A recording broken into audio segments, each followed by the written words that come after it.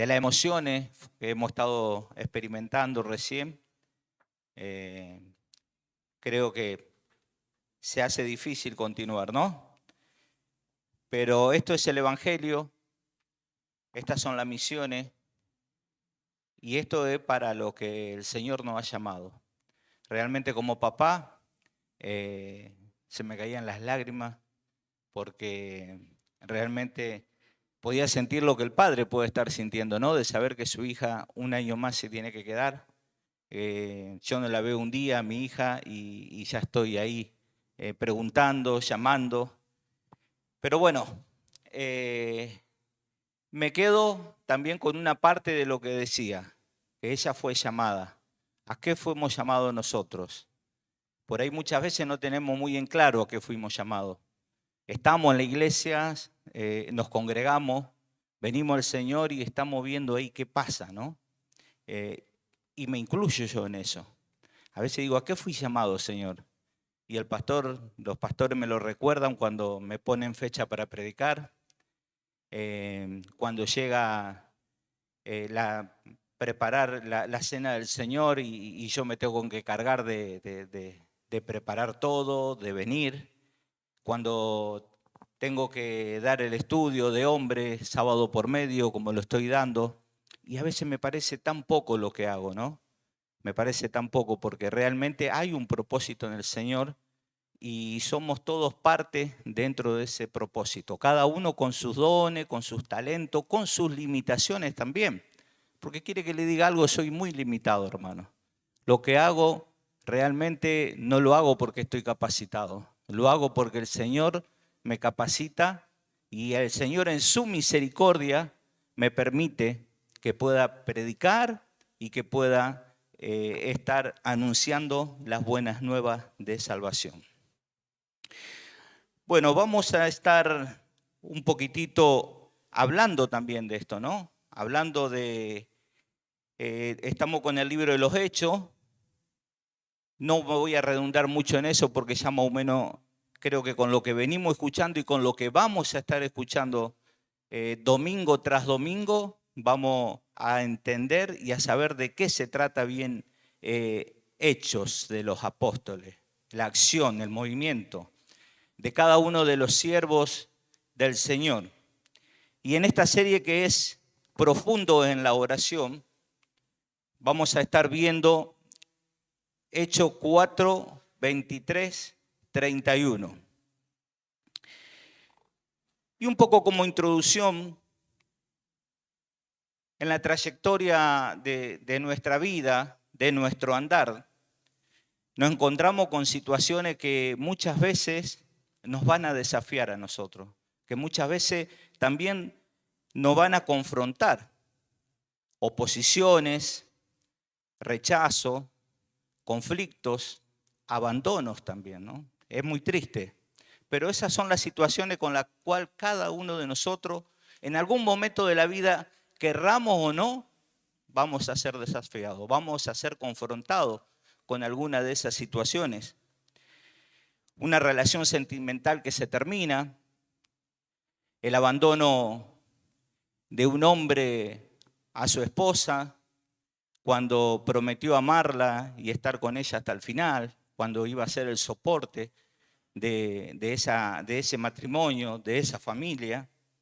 Una enfermedad que modifica totalmente los proyectos de la familia, la partida de un ser querido. A mí me ha tocado muy de cerca amigos jóvenes que tenían proyectado un montón de cosas y de repente un paro cardíaco pone fin a su vida, un accidente automovilístico y ver cómo queda la familia expuesta, ¿no? Y cómo los planes y los proyectos que de repente había, cómo son modificados. Y esas cosas lamentablemente nadie está exento. El rechazo de un padre, de una madre hacia sus hijos, también puede configurar una de estas situaciones que son muy tristes y lamentables. Y la vida nos va a plantear este escenario, ¿no? Ya vamos a estar leyendo el versículo de Hechos 4:23 al 31. La vida nos plantea estos señales, estos escenarios, y va a depender mucho de cómo nosotros encaramos esta situación, de cómo nosotros nos determinamos a afrontar esta situación. Porque las situaciones van a pasar, el escenario está ahí. Ahora, nosotros, ¿cómo afrontamos eso? ¿Cómo afrontamos un divorcio? ¿Cómo afrontamos una separación? ¿Cómo afrontamos la pérdida de un ser querido? Una enfermedad que de repente golpea nuestra puerta. Tomo un poquito de agua, perdón. Los nervios hacen esta cosa, poner la boca, secar un poco la boca. Y depende de cómo nos dispongamos y cómo nos determinemos cuando estas situaciones se nos presentan, va a ser el resultado de cómo nosotros enfrentamos esa situación, ¿no? Es lo que pasa con cada uno de nosotros, me venía, ¿sí? Estemos en Cristo o no. El auto se te rompe igual, la enfermedad golpea igual a tu puerta, la humedad en Santa Fe se pone insoportable, te guste o no te guste, a menos que te vayas de la ciudad. Estemos en Cristo o no estemos en Cristo, las situaciones no van a suceder igual. Si no pagamos la luz, si no pagamos los impuestos, nos van a cortar y nos vamos a quedar. Y eso es algo que nos sucede a todo y a cada uno de nosotros. Entonces, vamos ahora sí a leer el pasaje de Hechos 4, 23 al 31.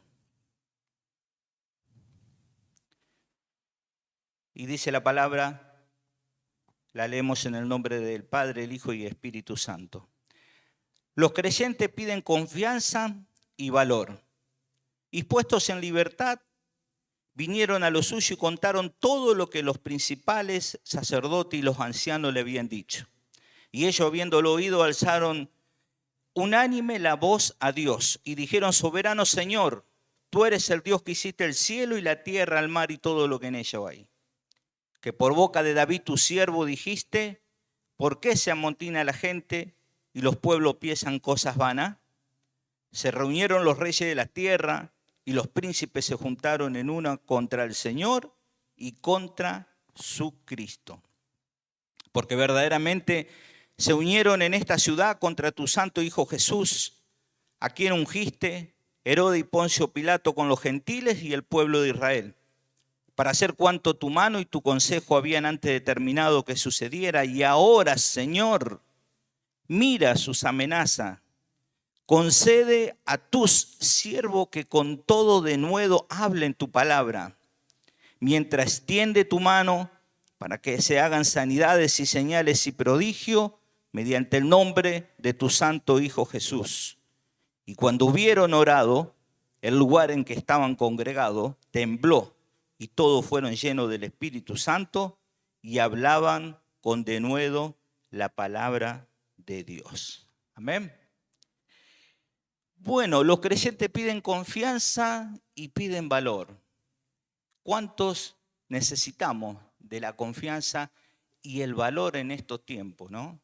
¿Cuánto necesitamos de que Dios venga a nosotros, que nos socorra, que nos auxilie, que nos saque de tanta situación que nos podemos encontrar? Situaciones que, como bien decía, muchas veces golpean a nuestra puerta cuando nosotros menos la esperábamos. Y dice la palabra: y puesto en libertad, vinieron a los suyos y contaron todo lo que los principales sacerdotes y los ancianos le habían dicho. ¿Quiénes son los que habían sido puestos en libertad? En este capítulo 4 nos está hablando de Pedro y de Juan, que habían compadecido, dice, por predicar el Evangelio, por predicar de Jesucristo resucitado. Habían sido llevados al concilio y lo habían acusado y lo habían puesto preso. Entonces ellos, dice, puesto en libertad, vinieron a lo suyo y le contaron todo. Qué bárbaro, ¿no? Lo metieron en la cárcel por predicar el Evangelio. yo quisiera, y a veces digo, Señor, gracias por la libertad que nosotros tenemos, porque a nosotros no pueden dar vuelta la cara, a nosotros no nos pueden escuchar, pero de ahí a que nos metan preso por predicarle a alguien el Evangelio, todavía no ha pasado. Y teniendo esa libertad, muchas veces nosotros nos ponemos el límite. Nosotros somos los que no vamos y predicamos el Evangelio de Cristo, las buenas nuevas, las noticias que Dios tiene para nosotros. Entonces dice, habían compadecido ante el concilio las autoridades religiosas, los sacerdotes, jefe de la guardia y los saduceos, y lo intimaron para que no hablen ni enseñen de Jesús. Por eso cuando lo sueltan y ellos van en libertad, dice que vinieron a lo suyo y contaron todo lo que le había sucedido, todo lo que les había pasado, todo lo que los sacerdotes le habían hecho. ¿Quiénes son los suyos? ¿No? Cuando estaba leyendo decía, vinieron a los suyos. ¿Quiénes son los suyos? Son los creyentes, ¿sí? Son los que profesan la misma fe. Ahí en Hechos 2:42 nos dice un poquitito, nos pone un poquito de luz.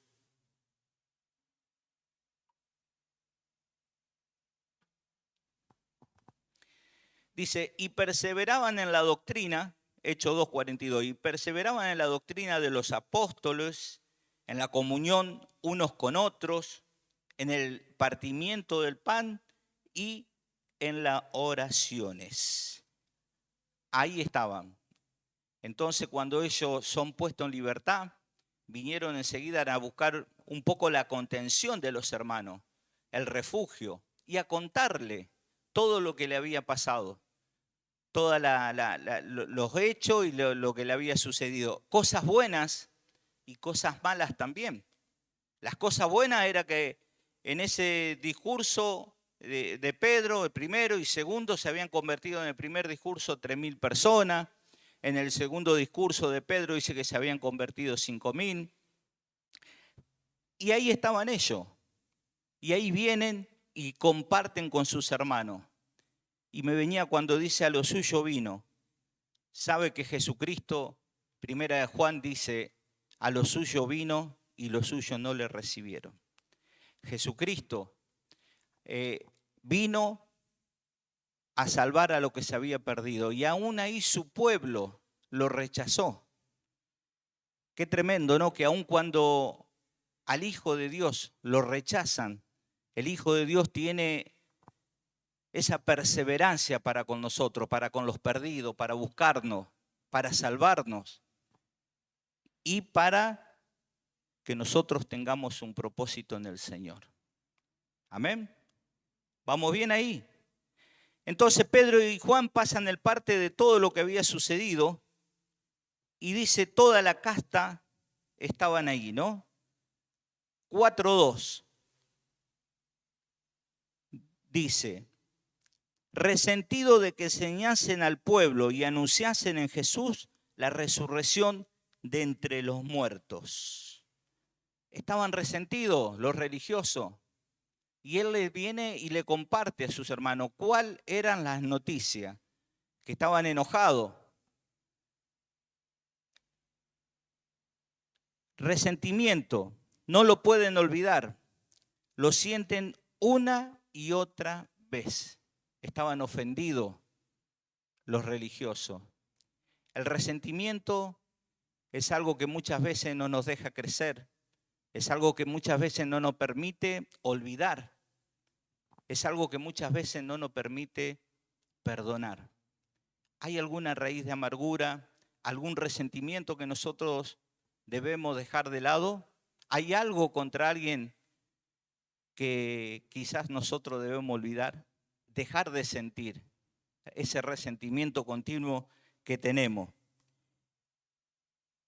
Y claro, no querían saber nada con que enseñasen esta casta religiosa, los saduceos, los que estaban aquí, no querían saber nada con que se enseñase de Jesucristo y de la resurrección de entre los muertos. Ellos estaban ahí ofendidos. Y dice la palabra, y ellos habiendo oído, alzaron unánime la voz.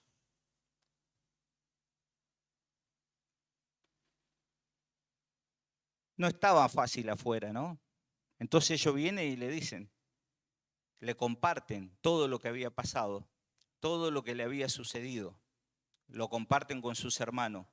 Y le dice que muchos habían creído, se habían convertido como 5.000 hombres, se habían convertido al Señor, habían creído en el mensaje, pero muchos otros se habían enojado, se habían ofendido y se habían resentido. Es decir, la situación afuera no estaba para nada buena. ¿Cuántos sabemos o cuántos saben que la situación afuera no está nada buena, ¿no? Está difícil. Está difícil con tanta violencia, está difícil con la droga, está difícil para los jóvenes, está difícil con un montón de situaciones que se nos presenta día a día.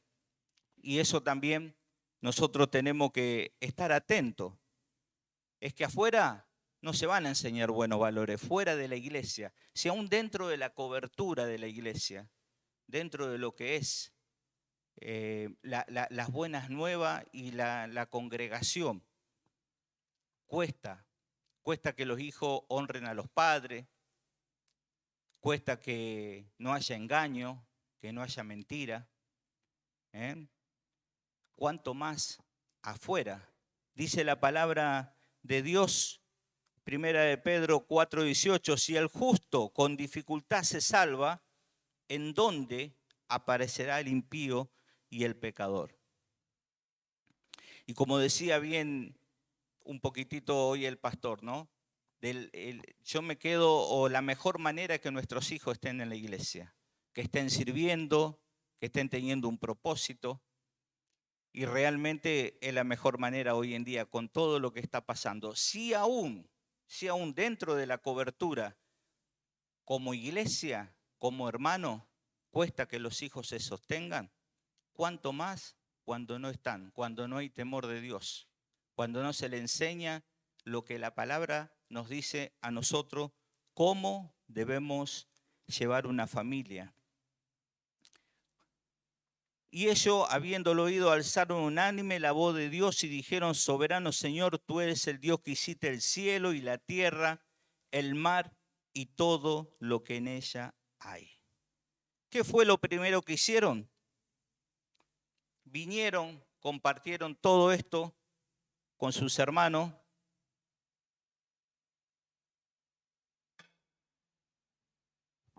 Y convocan a una reunión de oración. ¿De qué manera ellos afrontan la situación? Ante toda esta situación que había pasado, ante todo lo que estaba, vienen, comparten con sus hermanos y lo primero que hacen es convocar a una reunión de oración. La importancia de la oración en nuestra vida, la importancia de crear un hábito de oración.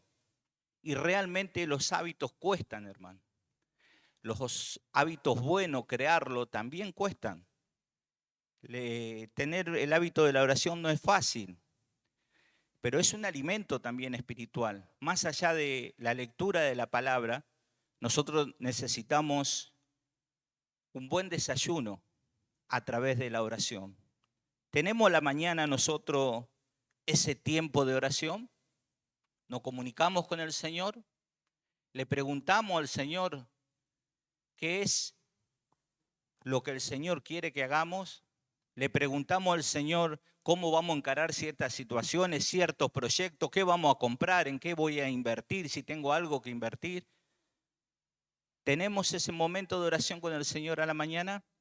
Eso es un hábito y hay que crearlo. Y dicen que esta era una iglesia movilizada por la oración. Era una iglesia que se movía en oración. Lo que me llama la atención que era una iglesia que era guiada por el Espíritu Santo, pero daba la oración como pata fundamental. En todos los momentos que ocurren, que son llenos del Espíritu Santo, que el Espíritu Santo los manda, que el Espíritu Santo le ordena, que el Espíritu Santo en todas las situaciones estaban orando, estaban unánime, aun cuando el Espíritu Santo, ahí en el versículo 2, viene con la venida del Espíritu Santo, dice, cuando llega el día del Pentecostés, estaban todos juntos, unánime, estaban orando. En el discurso de Pedro, cuando está la conversión, la gente orando, los discípulos orando. ¿Dónde acudimos nosotros? Ellos habían acudido a sus hermanos, a la iglesia. Cuando nosotros tenemos una situación difícil, ¿a dónde vamos? ¿A quién nos acercamos? ¿A quién le pedimos una opinión, un consejo? La palabra de Dios dice, clama a mí y yo te responderé. Y aún te enseñaré cosas grandes y ocultas que tú no conoces, porque la oración hace eso. En la oración el Señor nos responde de una manera que muchas veces nosotros no sabemos y tenemos cobertura durante el día que no teníamos ni idea, pero ahí estuvo ese momento de oración, de intimidad, de conversación, de búsqueda que hubo con el Señor. Entonces, ¿hacia dónde corremos? Tenemos que correr a los pies del Señor. Ante cualquier situación, tenemos que ir a los pies de Cristo y tenemos que saber de que tenemos un Dios que nos oye. En el 25 dice que por boca de David tu siervo dijiste, ¿por qué se amontina la gente y los pueblos piensan cosas vanas? Se reunieron los reyes de la tierra y los príncipes se juntaron en una contra el Señor y contra su ungido, contra Cristo. ¿Por qué los pueblos piensan cosas vanas, no? En época de elección ahora es maravilloso cómo nos bombardean. Todos los días, hermano. Nos predican cuando abrimos, cuando miramos el celular, nos están predicando las 24 horas del día, con publicidades, salimos afuera con los carteles, vamos en el auto un poco más, el semáforo está tapado con los carteles y ahí nos están predicando. Y ahí está, con las cosas vanas. ¿Por qué dice, se amotina la gente y los pueblos piensan cosas vanas? Vanidad, todo es vanidad, decía Salomón, el hombre más sabio.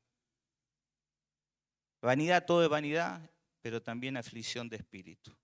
Entonces, cuando nosotros pensamos que tengamos la claridad de saber qué estamos pensando, qué estamos meditando, qué estamos buscando, a dónde está nuestro tesoro, dónde están nuestros objetivos. Está bien eso, pero son cosas pasajeras. Y entonces que podamos decir así como dice acá, ¿no? Dice, porque verdaderamente se unieron en esta ciudad contra tu santo Hijo Jesús, a quien tú ungiste, Herodes, Poncio Pilato, con los gentiles y el pueblo de Israel. Que podamos también nosotros, como iglesia, reclamarle al Señor todo aquello que el Señor tiene para nosotros. Hay promesa de Dios, pero tenemos que buscar en la oración y en la presencia del Espíritu Santo. Y acá dice, porque verdaderamente se unieron en esta ciudad contra tu santo Hijo Jesús, a quien ungiste. Realmente hay mucha gente que está en contra del Señor. Hay mucha gente que por ahí se pone en contra de nosotros. Hay muchas situaciones que se nos van a presentar y no todos van a creer. Pero ahí está la consistencia y la perseverancia de la oración para seguir y para continuar. 4:25-26 es el que acabamos de leer y ahora vamos por 27. Porque verdaderamente se unieron en esta ciudad contra tu santo Hijo Jesús, a quien ungiste, Herodes y Poncio Pilato con los gentiles y el pueblo de Israel, para hacer cuanto tu mano y tu consejo habían antes determinado que sucedieran, porque verdaderamente se habían unido en contra de Jesús, en contra de Cristo. ¿Vamos bien? Ahí yo estoy más perdido, pero el Señor ya me va a ubicar, quédese tranquilo. Gloria a Dios. Ahí está. Me falta la tecnología, yo ando con papelito. Ya me voy a ayornar y voy a tener un poquito la tecnología. Dice, y ahora, Señor, mira sus amenazas. Concede a tu siervo que con todo denuedo hablen tu palabra.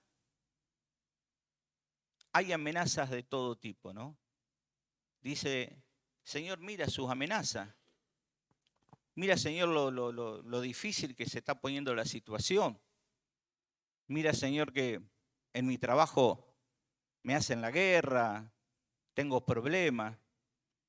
Mira, Señor, que se levantan contra mí, aún en mi propia casa. Conflictos, situaciones de rebeldía de los hijos. Cuántas cosas, ¿no?, que se nos levantan. Y dice, mira su amenaza y concede a tu siervo que con todo denuedo hablen de tu palabra. ¿Sabe que la palabra denuedo significa varias cosas? Y entre esas muchas cosas significa valor y valentía, que es la que yo necesito en este momento para estar acá. Es el valor, es la valentía, es el coraje, es la autoridad que el Señor nos da y es también la sabiduría. Por eso esta palabra es usada acá 2 veces, con denuedo. Valentía, esfuerzo, autoridad y sabiduría. Y el 30 y 31 dice, mientras extiende tu mano para que se hagan sanidad y señales y prodigios mediante el nombre de tu santo Hijo Jesús. Cuando hubieron orado, el lugar en que estaba congregado tembló y todos fueron llenos del Espíritu Santo y hablaban con denuedo la palabra de Dios. ¿A cuántos de nosotros el Señor no ha respondido oraciones? Usted puede decir, ¿a cuánto el Señor me ha respondido alguna vez oraciones? A mí muchísimas veces me ha respondido oraciones. Me ha dado cosas que necesitaba, me ha sanado de enfermedades, ha restaurado mi familia, ha perdonado muchas de las cosas en el cual yo le he pedido al Señor.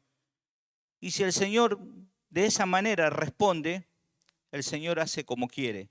Y por eso dice, cuando hubieron orado, el lugar que estaban congregados tembló y todos fueron llenos del Espíritu Santo y hablaban con denuedo la palabra de Dios. ¿Para qué le vamos a pedir denuedo al Señor? Acá dice que hablaban con denuedo la palabra de Dios. Muchas veces nosotros pedimos denuedo, pedimos valentía, pedimos sabiduría, un montón de cosas, pero no la estamos pidiendo para la obra de Dios. No la estamos pidiendo para la obra del Señor. Efesios 6:18 dice, orando en todo tiempo con toda oración y súplica en el Espíritu Santo. Y Mateo dice, cuando ores, entra en tu aposento y cerrada la puerta, ora a tu Padre que está en lo secreto, y tu Padre que está en lo secreto te recompensará en público. La importancia de la oración. Yo había titulado una oración poderosa. La oración poderosa es la oración que se hace pidiendo de nuevo al Señor, que se hace pidiendo valentía, autoridad y sabiduría para continuar adelante, para a pesar de nuestras limitaciones, saber que el Señor es misericordioso, que el Señor nos tiene paciencia y que el Señor a través de su Espíritu Santo nos va a seguir ministrando, nos va a seguir ayudando. No sé si quiere pasar a tocar un poquitito y ya vamos cerrando. Entonces, en este tiempo de tanta dificultad, en este tiempo de tantas situaciones que se nos presentan, de tener nosotros un hábito de oración, de poder crearnos nosotros un hábito de oración. El Señor acá dice, cuando entra en tu aposento, cerrada la puerta, ora a tu Padre. Hay dos tipos de oración. Las oraciones que se hacen aquí en la iglesia, en la congregación, y después las oraciones que se hacen en lo secreto con el Señor. Depende la necesidad de cada uno y depende el objetivo hacia cuál van dirigidas las oraciones. Entonces me venía esto, ¿no? Saber que la oración va a ser la que nos va a capacitar por medio del Espíritu Santo. Vamos a tener la libertad, vamos a tener consuelo, vamos a tener puertas que se abran, pero necesitamos orar. Y esta palabra primeramente me confronta a mí. Porque quiere que le diga la verdad, vengo flaco de oración. No estoy teniendo el hábito que tengo que tener.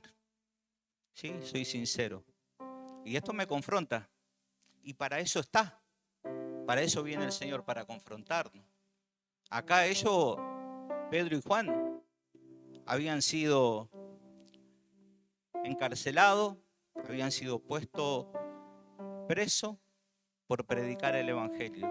Pero eran hombres de oración. Y encontraron la libertad y la respuesta. ¿Cuál es la libertad que nosotros estamos buscando? Hábitos malos que debemos dejar. Quizás también tenemos que encarar un proyecto, necesitamos oración. Tenemos que invertir, tenemos que hacer, necesitamos oración. Tenemos que prepararnos para servir al Señor, necesitamos oración. Necesitamos oración para todos los proyectos que nosotros vamos a encarar. Porque esa es la vida cristiana. Y cuando no hay oración, muchas veces se ven mucho las limitaciones. Muchas veces se ven mucho las carencias. Cuando no hay oración, no hay respaldo con la palabra. Cuando no hay oración, cuando no hay búsqueda, cuando no hay un acercamiento, un diálogo con el Señor no puede saber. Él lo sabe todo, obviamente, pero Él está esperando que nosotros nos comuniquemos con Él, que nosotros hablemos, que nosotros vayamos y abramos nuestro corazón y podamos buscar en Él todo lo que necesitamos. Acá la palabra de Dios dice que todos fueron llenos del Espíritu Santo y hablaban con denuedo la palabra de Dios. Todos fueron llenos del Espíritu Santo, ¿sí? Y hablaban con poder la palabra de Dios. ¿Pero por qué? Cuando hubieron orado. Después de que oraron, después de que buscaron la presencia de Dios, el Espíritu Santo lo llena, el Espíritu Santo lo prepara y hablan con denuedo la palabra de Dios. Padre querido, gracias por este tiempo, Señor. Gracias, Señor, por esta posibilidad, que es un desafío también para mí, Señor, de seguir preparándome, de seguir orando, de seguir buscando tu presencia, porque aún hay muchas cosas, Señor, todavía que no me permiten estar en tu propósito y fluir de la manera que tú quieres que debemos fluir. Señor, la oración poderosa es aquella oración que se hace pidiendo denuedo, pidiendo valor, pidiendo valentía para predicar tu palabra, para prepararnos para tus propósitos y crear ese hábito de oración en la familia, crear ese hábito de oración de manera personal, porque tú estás esperando que vengamos a hablar contigo y tú quieres un pueblo que ore. Tu palabra dice, si mi pueblo se humillare, delante de cual mi nombre es invocado, y oraren y se convirtieren de sus malos caminos, entonces yo oiré esas oraciones. Gracias, Señor, por tu amor. Te pido perdón, Señor, si quizás no he podido desarrollar lo que vos tenía pensado. Te pido perdón, Señor, si el mensaje no fue claro, pero sabes, Señor, que estoy dispuesto a seguir. Estoy dispuesto a crecer y estoy dispuesto, Señor, a predicar el Evangelio a tiempo y fuera de tiempo. Te damos gracias, Señor, por este tiempo. Pon en nuestro corazón, Señor, un sentir de oración y de búsqueda contigo, Padre, para ser fortalecido, para continuar, para apoyar a nuestra familia, para no decaer. Te damos toda la gloria en el nombre del Padre, el Hijo y Espíritu Santo de Dios. Amén, Señor, y amén. Gloria a Dios.